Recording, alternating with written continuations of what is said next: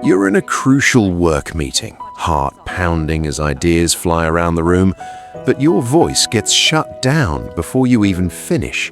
Does that hit a little too close to home? Well, that's precisely where Alex was a few years back. Brilliant guy, powering through his demanding job in the city.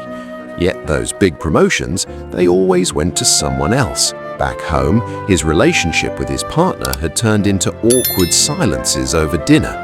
The sneaky problem behind it all, he lacked emotional intelligence. He aced the logical stuff, no doubt about that, but he completely overlooked the emotions swirling beneath the surface of every conversation. It was tearing him apart inside, seeing opportunities vanish and bonds weaken. Then Alex uncovered the hidden skill that transformed his entire world: emotional intelligence. Simply put, it's learning to read the room, control your reactions, and connect on a real level.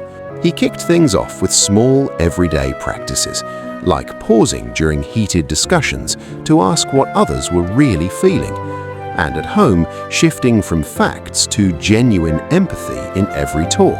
Before long, his career soared with new trust from his team and that well-deserved promotion. His relationship blossomed into something deeper and more joyful. You can build this skill starting today.